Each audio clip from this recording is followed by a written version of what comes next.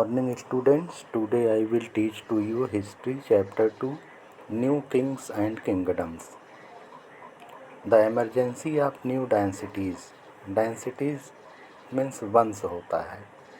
तो by the 7th century, different regions of the subcontinent had big landlords and warrior chiefs who were acknowledged as the subordinate or samantaj by the existing king. तो 7वीं शताब्दी में जो अलग अलग क्षेत्र थे हमारे इस उपमहाद्वीप में, वहाँ पे बड़े बड़े लैंडलॉर्ड होते थे, ज़मींदार, और उसके साथ साथ जो वॉरियर चीफ्स होते थे. हाँ, तो इन्हें ये जो है एक तरह से जिस किंग के अंडर में होते थे, ये उसके सबॉर्डिनेट होते थे और इनको सामंत कहा जाता था. They had to bring gifts for their king and overlords and had to be present at their courts and provide military support. तो एक तरह से ये जो सामंत होते थे, ये किंग को जो है गिफ्ट प्रोवाइड करते रहते थे और उसके साथ साथ मिलिट्री सपोर्ट भी जो है ये किंग को प्रोवाइड करते थे.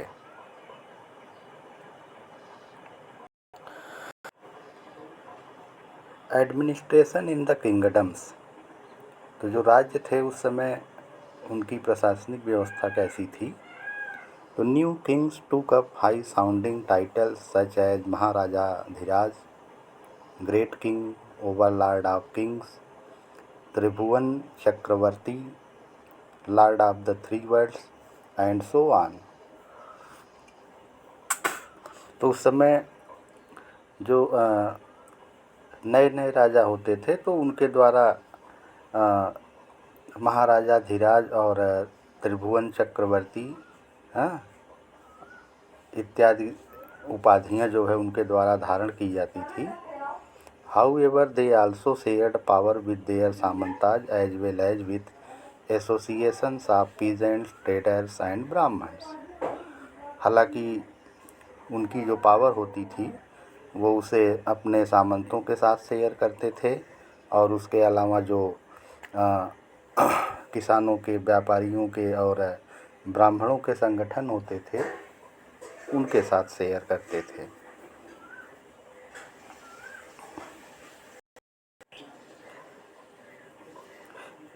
In these states, resources were obtained from the producers,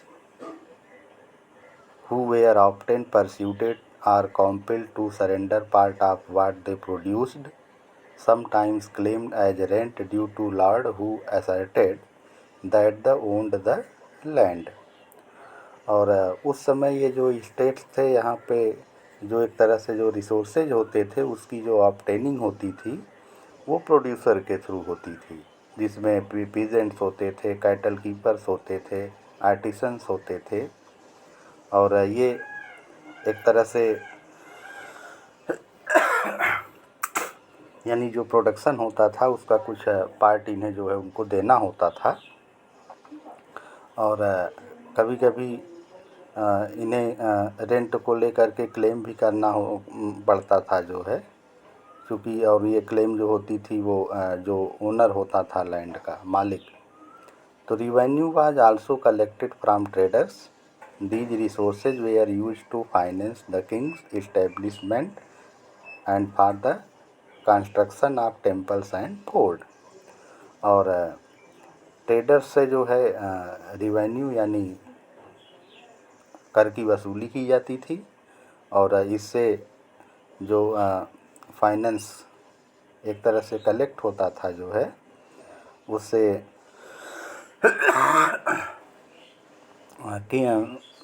temples और फोर्ट के कंस्ट्रक्शन में जो है इन्वेस्ट किया जाता था.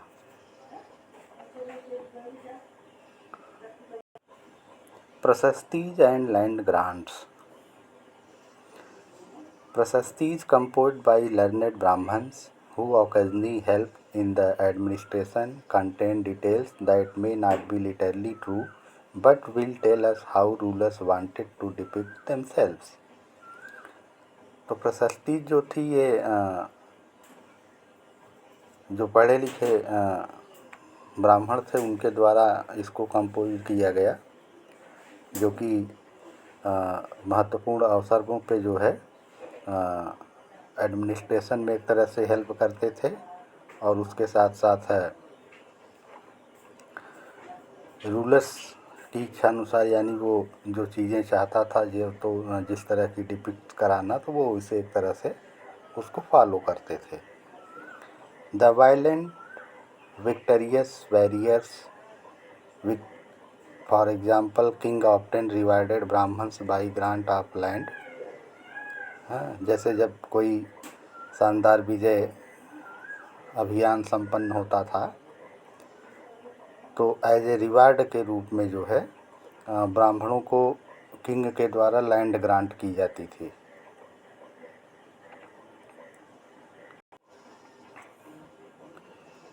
और ये जो लैंड गिफ्ट के रूप में या ग्रांट के रूप में जो है ब्राह्मणों को बाई किंग प्रोवाइड होती थी, तो उसका जो रिकॉर्ड होता था जो है वो कॉपर प्लेट्स पे किया जाता था।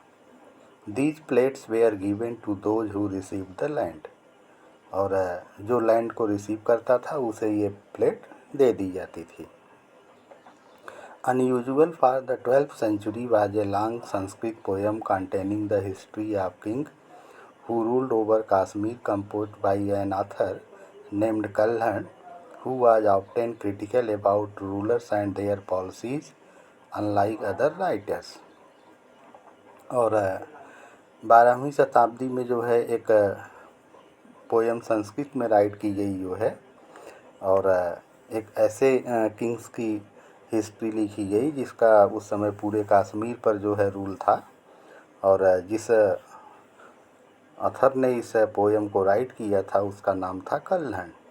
और इसने उस टाइम पे जो रूलर्स था, कौन रूलर्स था, उसकी क्या पॉलिसी थी, सारा डिटेल्स इसने जो है राइट किया।